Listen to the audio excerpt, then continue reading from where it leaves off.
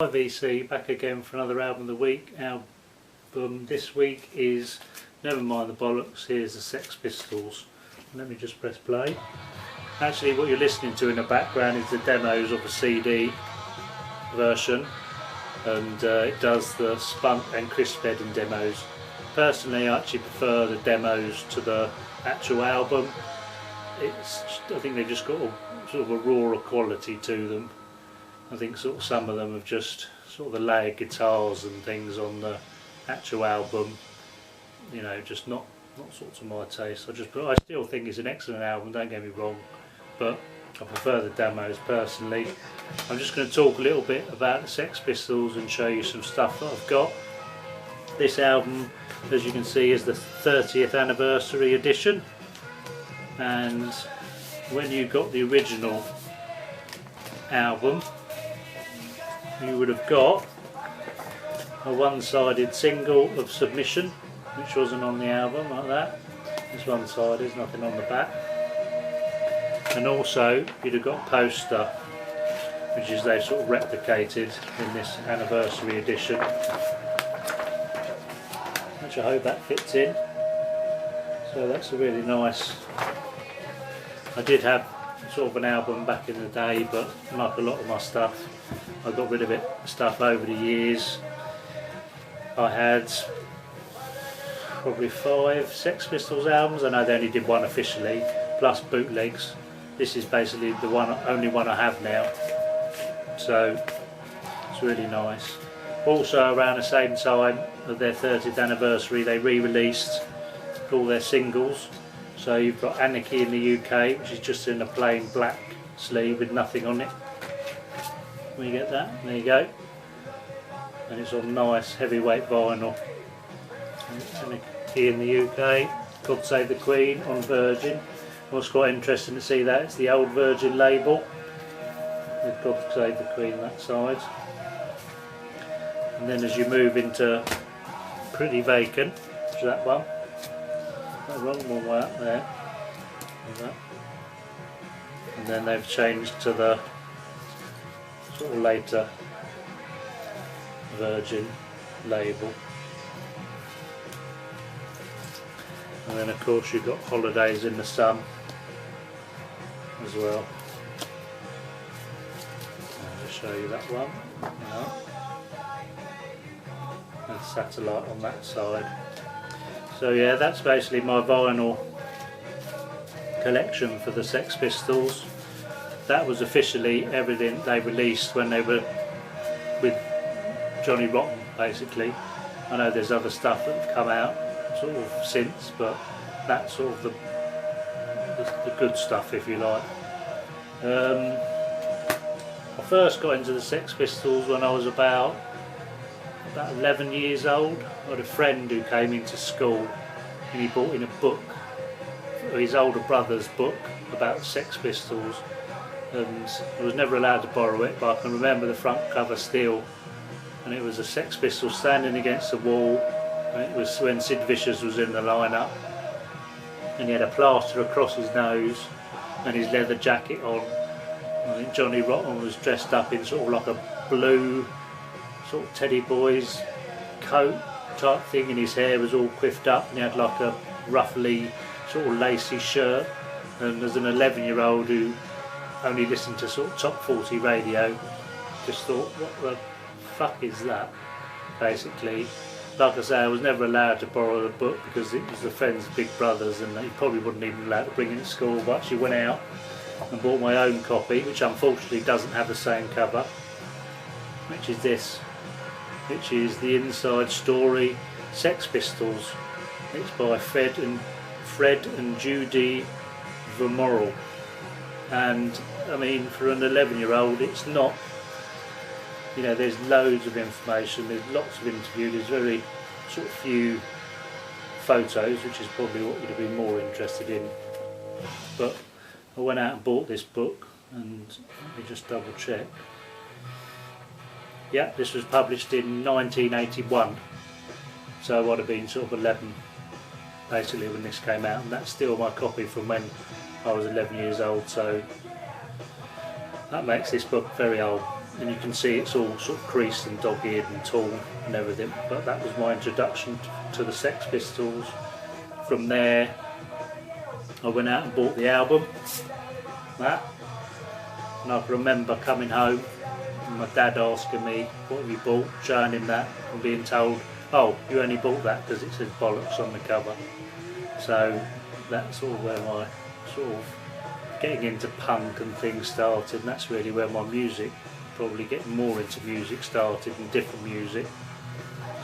From reading this book, obviously sort of it introduced me to bands like The Clash, The Damned, all the sort of different people that were around Sex Pistols, Susie and the Banshees. Because remember, when I was 11 there was no internet, so I couldn't go on Google and put Sex Pistols in and come up with 100 different bands around them. You actually had to go out and look for them yourself. Like I say, a lot of them were in this book when they talked about the sort of Anarchy tour with The Clash and the Heartbreakers and The Damned on that, and then obviously Susie and the Banshees sort of doing things. So yeah, that was really my introduction to sort of punk. And as I've sort of said in earlier videos, The Damned are also sort of one of my favourite bands. But another Sex Pistols item I have is this, which is the Sex Pistols CD box set. And it's basically a studio, so you basically got Nevermind the Bollocks, and you've got loads of early demos, 3 discs of demos, and then you've got a live gig from 1976. So that's a really nice document. I've got a few other books, I didn't actually sort of bring them down to show. Another thing that I obviously got into as an 11-year-old, when you see the Sex Pistols, probably one of the the person that always stands out is Sid Vicious. Spiky hair, leather jacket. Not most of the pictures he looks sort of cool, basically. It's an 11-year-old, like a rock star, if you like. Probably not what they really stood for, but when you're that young it doesn't matter.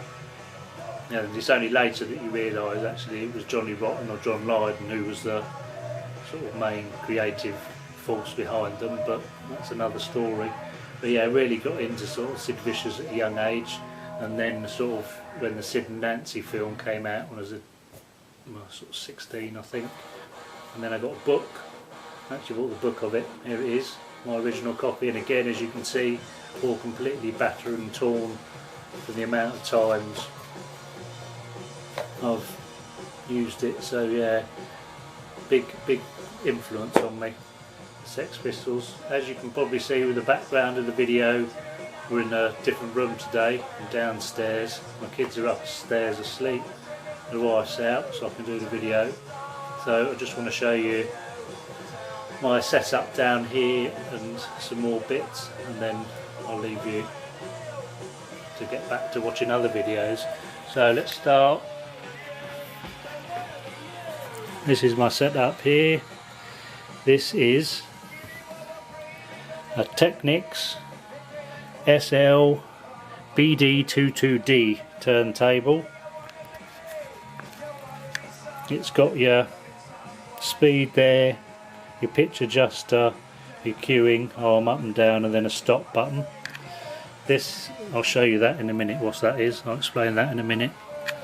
If we come down, this is a Sony radio, so that's sort of self-explanatory. Down here is this is my amplifier. This is an Aura, A-U-R-A, probably can't see that, Evolution VA102. This is an English amplifier.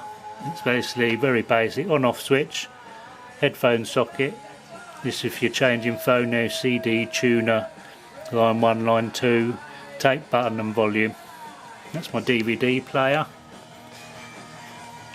Down here I showed in an earlier video that I got a new cassette deck.